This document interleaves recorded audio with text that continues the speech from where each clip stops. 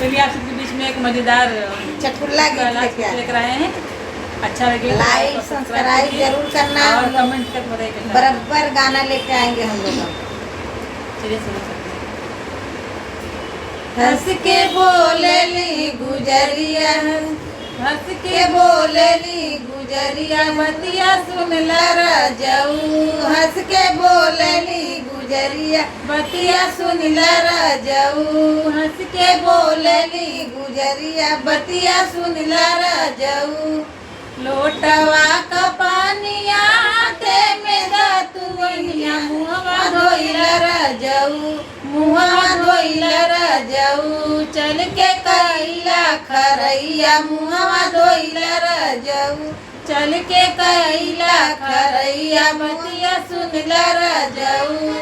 चल के कैला खरैया, बतिया सुनला रजऊ। लोटवा का पानिया रनिया लेके हट जाना, रनिया लेके हट जाना। हमके भावे बंगलिया, रनिया लेके हट जाना। हमके भावे बंगलिया, रनिया लेके हट जाना।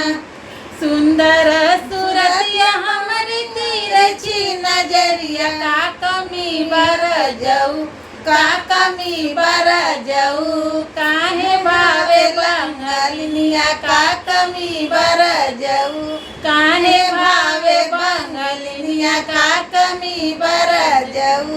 पतली कमरिया मोर नरमी गलैया, का कमी बर जाऊ, का कमी बर जाऊ। काहे भावे बंगलिया, का कमी बर जाऊ।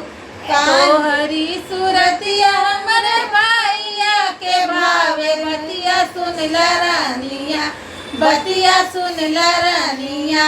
चली जाऊ नैहरवा, बतिया सुन रानिया। चली जाऊ नैहरवा, बतिया सुन रानिया। चाहे बन के रानी रब, चाहे बन के हेलिया, बतिया सुन लरा जाऊ, बतिया सुन लरा जाऊ। नाही जाइबे नैहरवा, बतिया सुन लरा जाऊ। चाना नाही जाबे नैहरवा, बतिया सुन लरा जाऊ।